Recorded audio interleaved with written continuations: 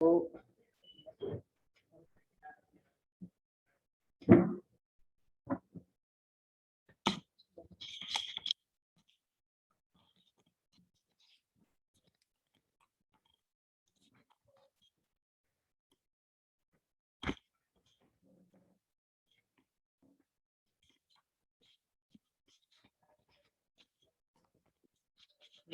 yes, good morning, everyone. So today we are going to discuss about the second chapter, right? The second chapter. The name of the second chapter is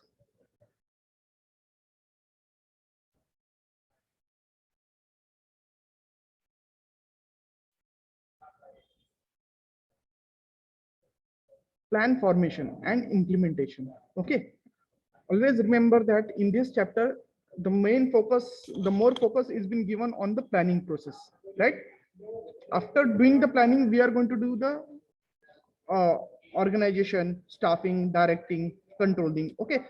But first of all, planning is a necessary factor. In each and every business, you see, strategic plan plays an important role. And without planning, nothing can be achieved. Now, in this chapter, you are going to look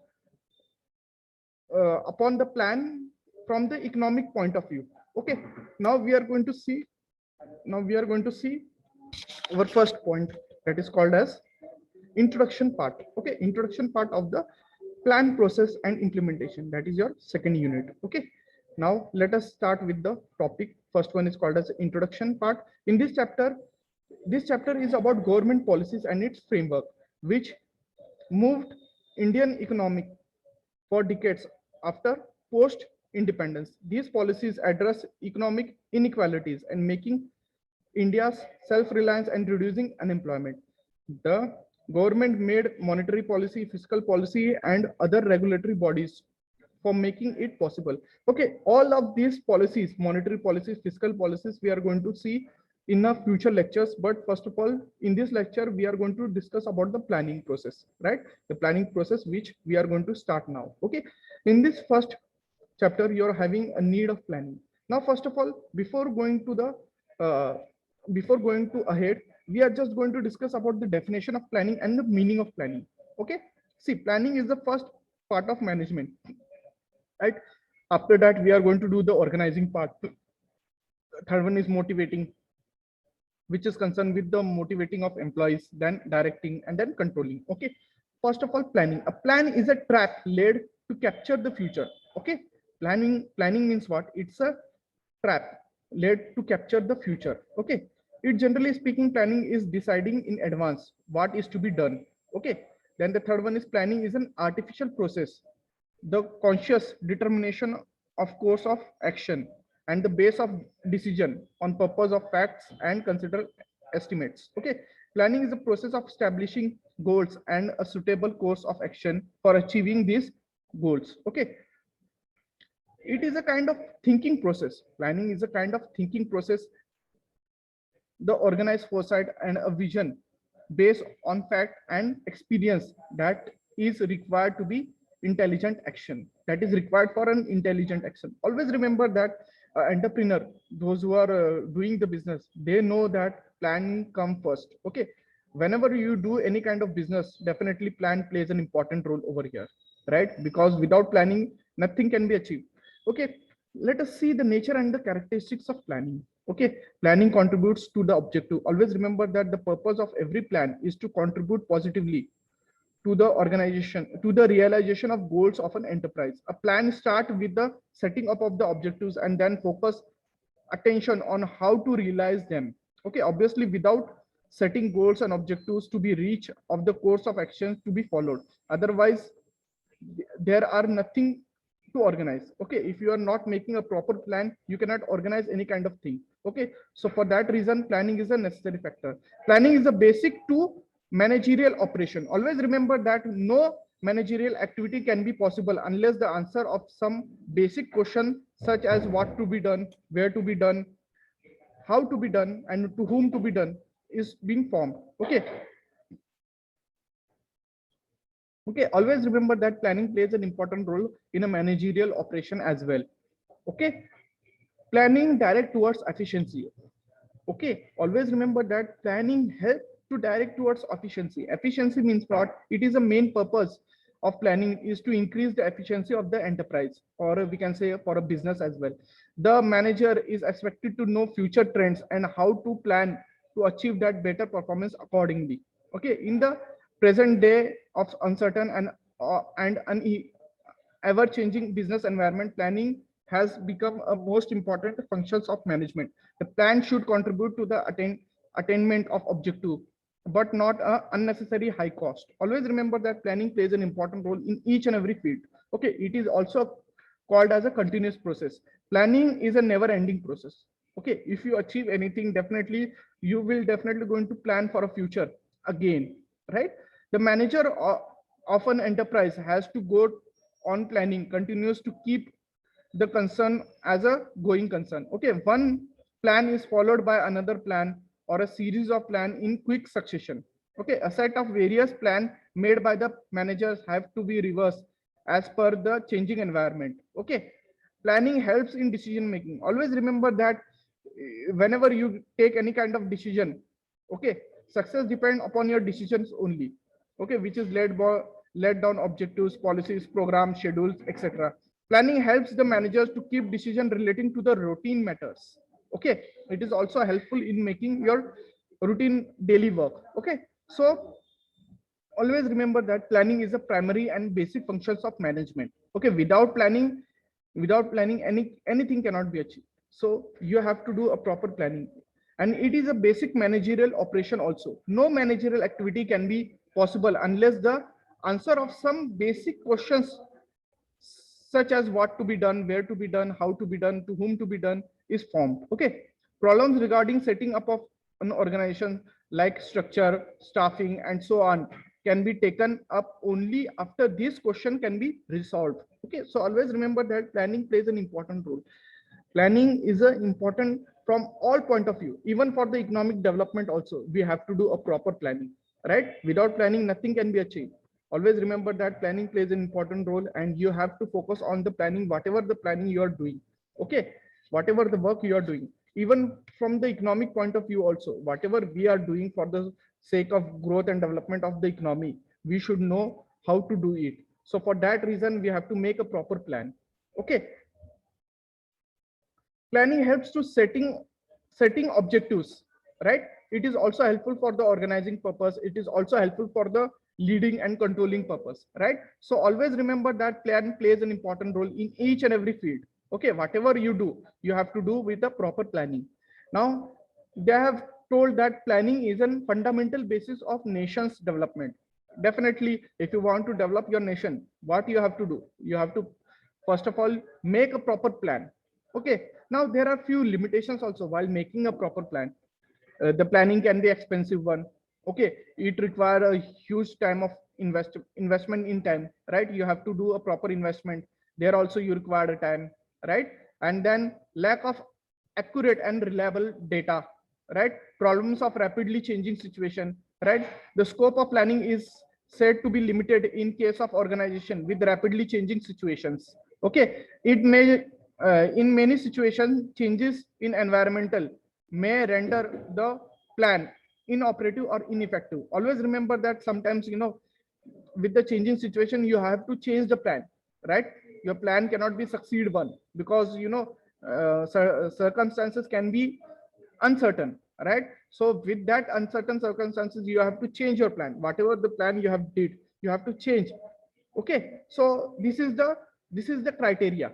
Okay, now the next point, economic socio-economic perspectives. Always remember that from the socio-economic perspective also, we have to do a proper planning from the economic point of view as well, from the social point of view as well, from the political point of view as well, and from the socio-economical political point of view as well. Let us discuss the logic which is associated with where and how should a nation head to. Now if we are talking about the economic point of view, definitely we have to take into the consideration of national development. Okay, while developing our nation, what are the things which comes under the head of planning? We have to do that properly. Okay, now see, budgeting, the role of budgeting is also coming in the role of planning only. Okay, because with the help of the budget we can able to understand that in future what are the things we need and how to develop that thing. Okay, so for that purpose also planning is necessary factor. Okay, what kind of resources to be allocated for achieving the decided objectives? Okay, you should know what are the your objectives, right? And you have to achieve, you have to work on it. Okay, it also helps to contribute towards the objective. Okay, determination of objective is the primary condition of planning. Planning cannot be taught of in the absence of objective.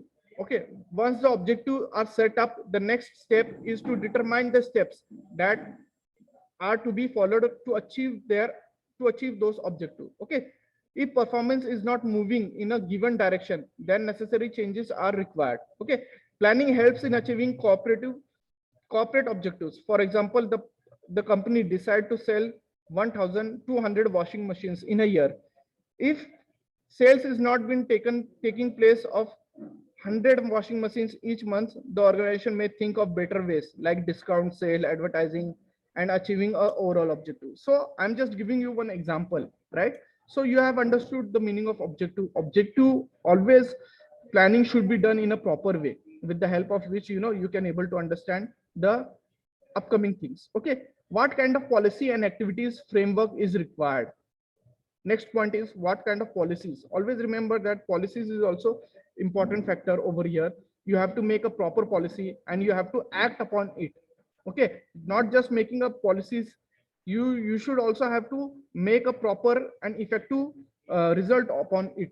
Then only your policies can be run in a smoother direction. Okay, what kind of institutional, organizational, and responsibility structure is required? Over here you have to tell the organizational responsibilities, structures. Okay, all this stuff are taken into consideration in this point. How to allocate resources for the decided structure? Okay, now see, India is having a huge amount of resources, right? If you take an example of any kind of work, definitely there are huge amount of people, those who are not having the employment. I mean to say they are unemployed, so they can really able to do a job, right? So you should have a proper planning of this human resource also, because lots of people, those who are educated, they are not having their job in their hand. So what they are going to do in the upcoming session, what they are going to see, they want to achieve that thing. For achieving that thing, what are the things which we require? We require to give them a job opportunity. If you are able to give them the job opportunities, then definitely your economic growth can be achieved. Okay, then the next point is how to develop and train such human resources. Okay, there are lots of people, they are having a degree but they don't have the practical knowledge, right? So for that reason also you have to make a proper development of themselves. Okay, so a larger goal and vision are the large in prosperity of all. Okay, now let us see the planning in India, right? We are talking about the Indian perspective. Let us see the planning in India. Planning in India consists since even or times where a systematic analysis of designs and rules suggest a planning structure with specific orientation and background to be always present. Always remember that while doing a planning in India, you have to take into the consideration aggregatively. Okay, aggregative means it also includes economic growth, economic development, monetary policies, physical policies, all that stuff. Okay, so we are going to see the planning in independent India. Okay, now in India, if you are going to see the planning, now you also know that for foundation of planning for India got laid much before independence, right? Now you also know the contribution which has been made by the other people, right? Take an example of Mahatma Gandhi, Jawaharlal Nehru, Subhash Chandra Bose, right? Shah Mehta, Firoz Shah Mehta, Dadaji Nauroji, right? On the one hand, on the other hand, like uh, Justice G. Tata and many other were pursuing prosperity and the growth of India, right? Jamshedji proposed for power, steel, and the University of Science to the British government in 90s, when India did not have a specific mining laws of it one. Okay, now over here what are the things which we are going to see? We are just going to see the planning development in India. Now see, before independence also lots of people are making their contribution for the development and growth of India, right? They also want the independence to be done, right? Now Mahatma Gandhi plays an important role for for having independency from the British people, right? The other people, take an example of Shahid Bhagat Singh. He also given a huge amount of contribution for the economic, for the for the independence purpose, right?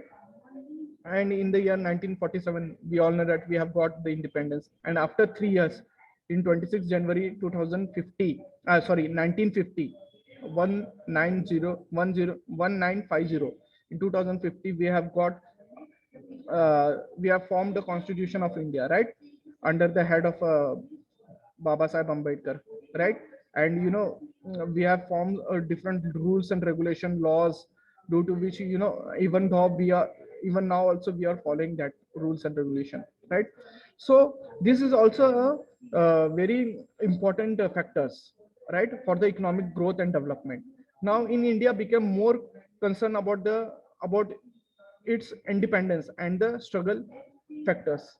Now in now we also know that there are other things also which we have to see, which we have to take into consideration after the independence. Now after independence, India has formed a very good policies, okay, for the growth and development. But till 1990, I'm just giving you the example, till 1990, I mean to say before 1990, India has restricted foreign companies to come into the India and to do the business, right? Because till that we are utilizing a Swadeshi product, right? I mean to say India is utilizing their own product, and the population is increasing at that time, but we don't have the job opportunities. I mean to say people are not getting the job, due to which the prime minister at that time, Nasir Rao, what he did, he established the LPG policy, that is called as liberalization, privatization, and globalization policy. Right? With the help of this policy, India has done a huge kind of development. Now, even in 2020, 2021, 2022, you can able to see that the development which we have did is a biggest development as compared to our previous years, because nowadays we are having a good product availability, right? We are having a world class product because of this FDI, because foreign direct investment. We are utilizing the foreign products as well, and foreign companies are coming also in India for establishing their business. So we can see that the contribution on the economic development is also a very good by these foreign companies, right? Let us go back and we just see the structure of 1990 1950s. Okay, at that time we have formed our planning commission, right? And we also know that the chairman of the first prime minister of India is Pandit Jawaharlal Nehru, right? He is the first prime minister, and this commission has formed 8 members. Okay, 8 members they have formed. Okay,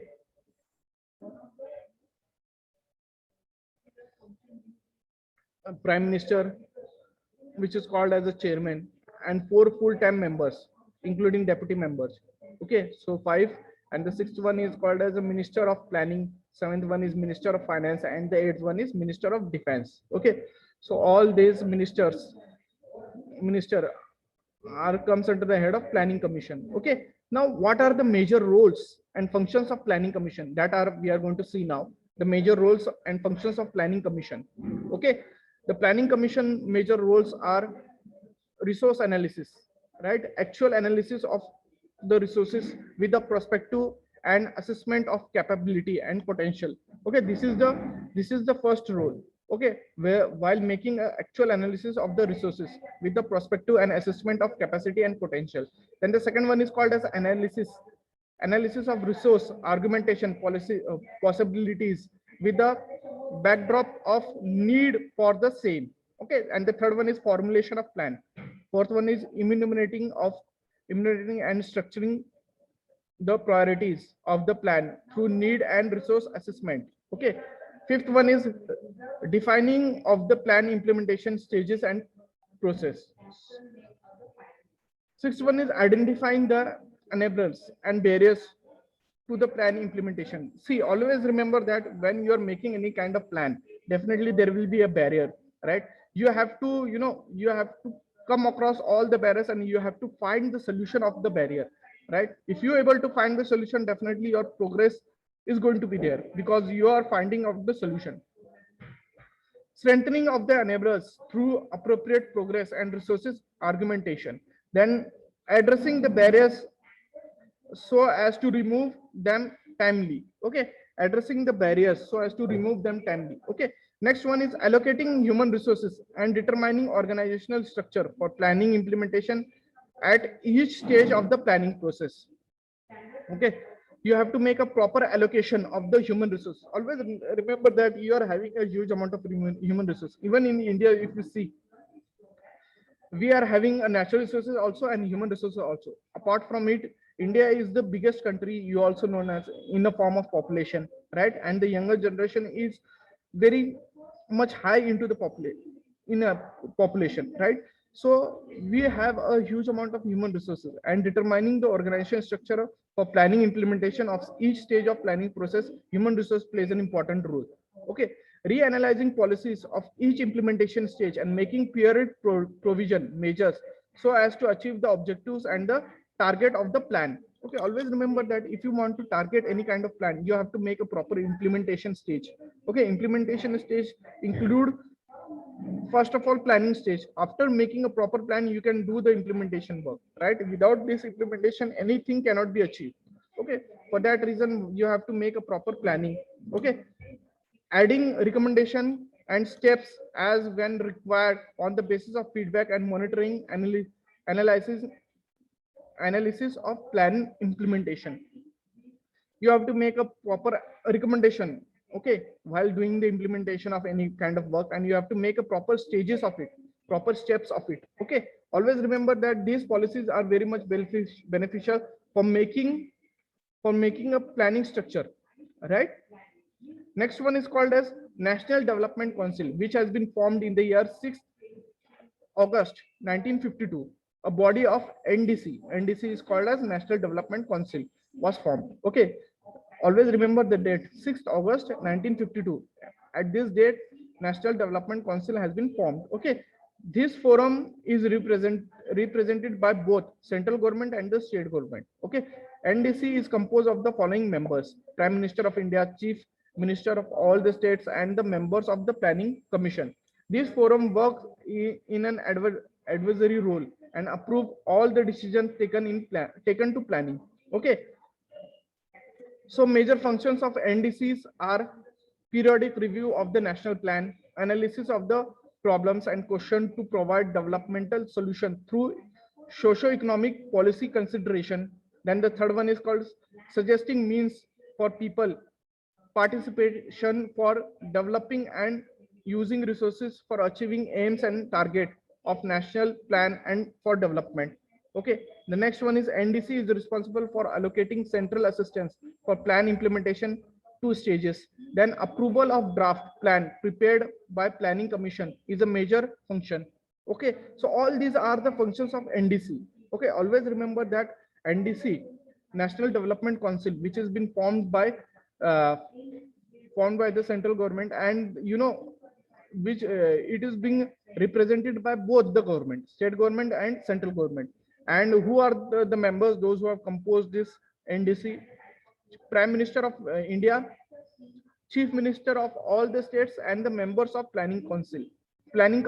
Okay, the members of Planning Commission.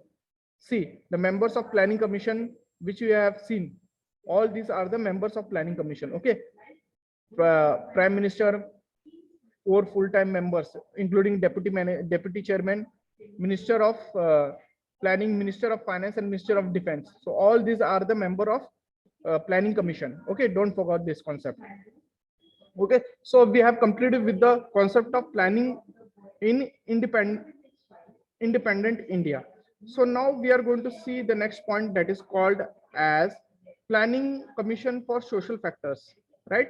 Let us discuss with the Planning Commission of Social Factors. The growth of social service is necessary a slow process. Okay, always remember that, while doing the planning of the society, Definitely, it always circulate in a slower direction. Okay, its principal limitations relate to the financial resources available and resources which can be spared for social service, lack of trained personnel and organizational devoted to social welfare, and lack of reliable data pertaining to social problems. These factors lend to limit the immediate objectives of social welfare services to groups which is a vulnerable position or need special assistance. The aim of social welfare are, however, wider in scope. Social welfare is concerned with the well-being of the entire community, not only with the particular section of the population which may handicap in one way or another.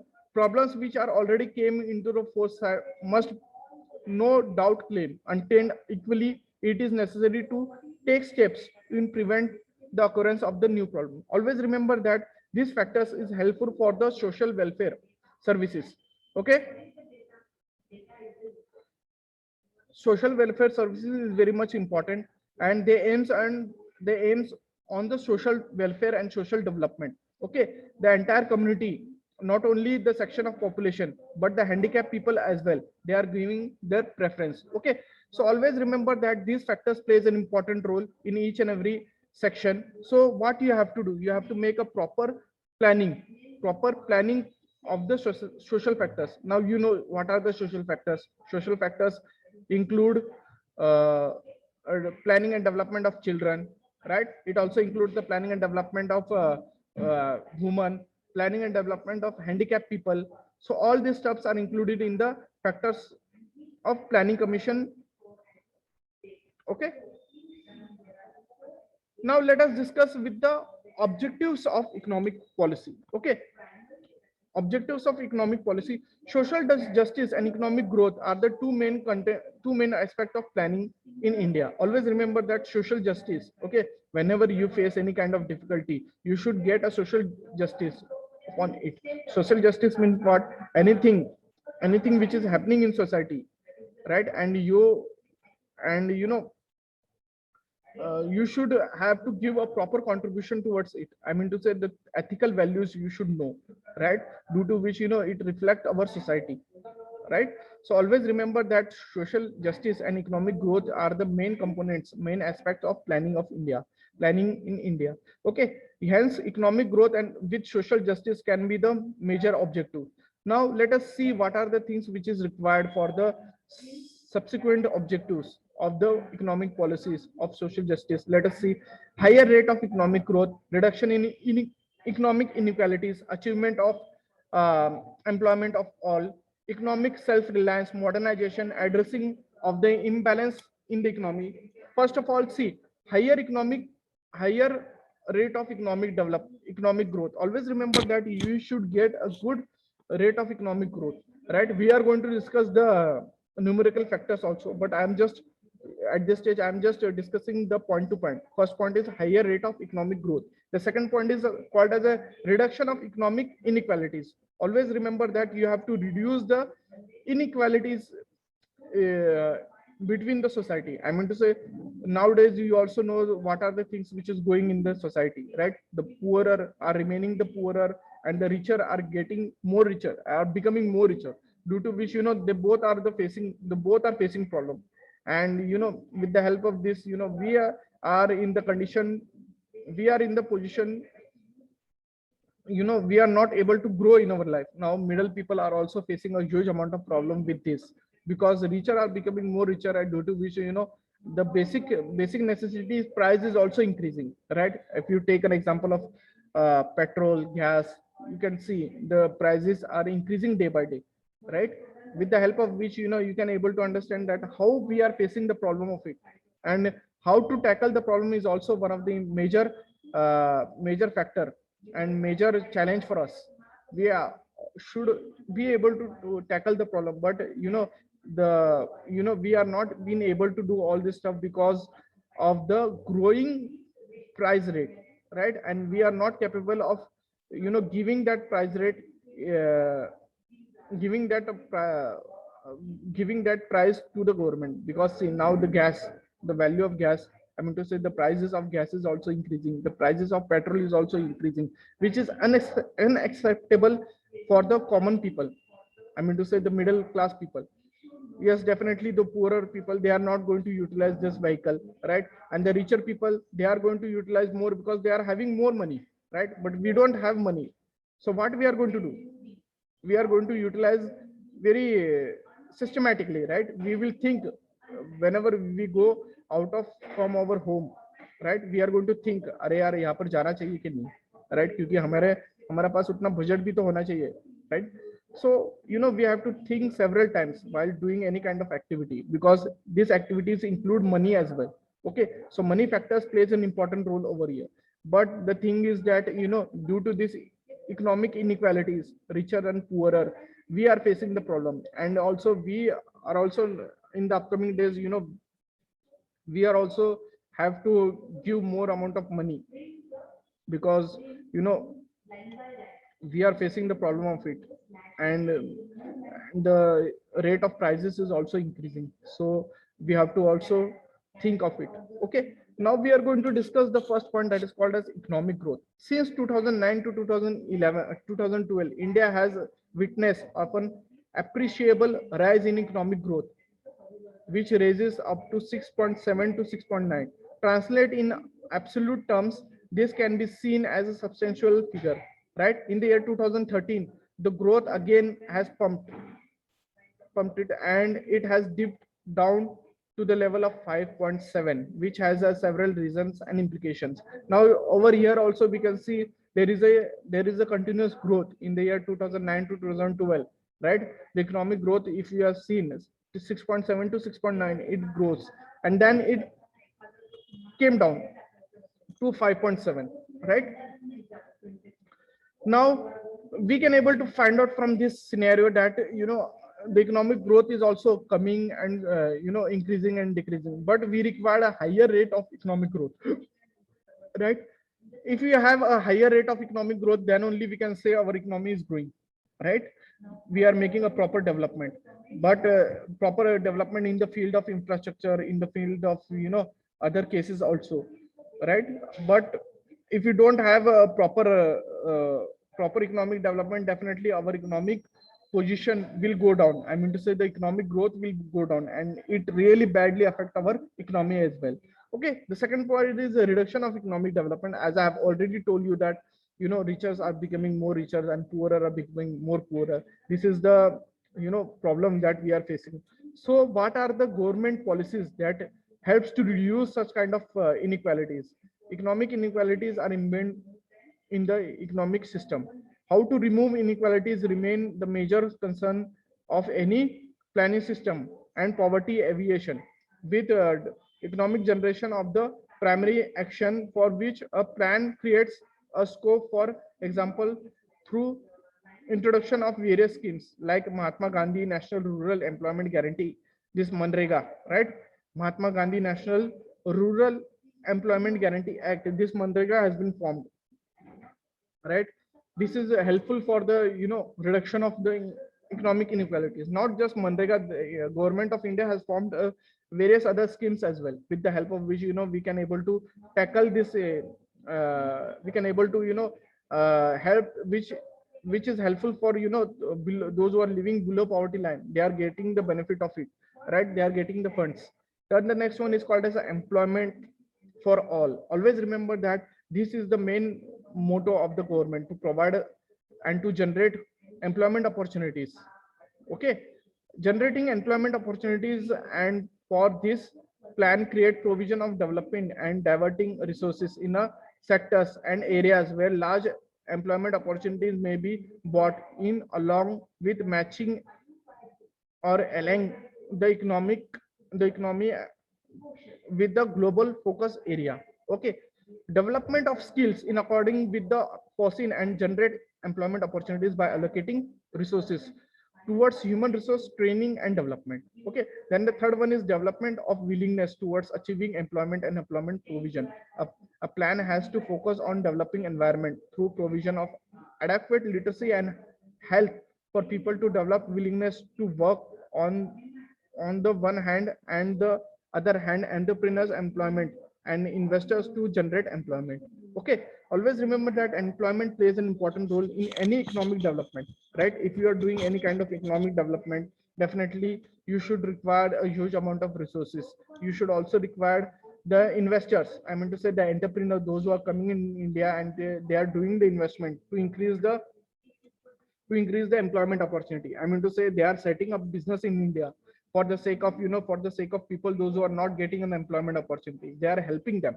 So that is also a beneficial part, right? And the next one is substance of growth of employment, which may be brought by keeping up about three aspects, along with the assuring market development and rationalized production. Okay, this is also an important factor.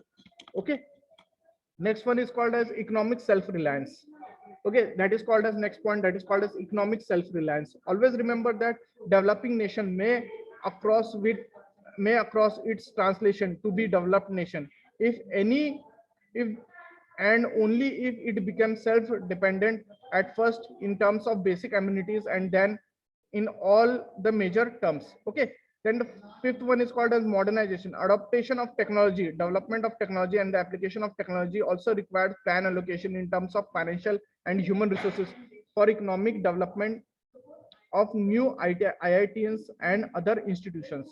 Okay, modernization is also an important factor, because with the help of this modernization, we can able to get a new technological benefits, and with the help of these new technological benefits we are going to get an advantage. What are the advantage that we are going to get? We are going to get a proper human resources, and we are also going to get intelligent people, those who are willing to do with the new technological work, right? Take an example of a new IITs and other students. They are producing a very good people, those who are getting a technical benefits, and with the help of this, the companies can also grow, because they are having a proper practical knowledge of how to increase the growth of the company. Okay, then addressing imbalance of the country. Always remember that identifying regional qualities and resources and challenging those with the perspective of that region development in accordance with national and global development has also to be a plan major factors. Okay, identifying regional qualities and resources and challenging those with the perspectives of the regional development in according with national and global development. Always remember that some countries are very good in growth, I mean to say they are developing nation, and some countries are developed nation. So while making these factors, we should also have to find out the global development factors. Global development means what? We have to make a development in each and every sector, right? That is called as a global development. And we have to minimize this imbalance. I mean to say, see, in some countries, some states are very much developed and other states are not that much developed. So we have to minimize this gap. Even if you take an example, practical example of India, you can see Maharashtra is a very developed state, right? If you compare to the other state, definitely we can say that Maharashtra is very good state for the standardization of living, for for earning the money for the education purpose as well. So you can see the benefit in the state like Maharashtra, but in other state it is not so. I'm not saying all the state, but in some state it is not so. So proper planning over here is also very much necessary to increase the growth and development of the particular state, with the help of which we can reduce the imbalance in the country, right? So it is also a beneficial part. In the upcoming lecture, in the next lecture, we are going to see the implementation part. Okay, yeah. So for today we have done. Thank you very much for your cooperation.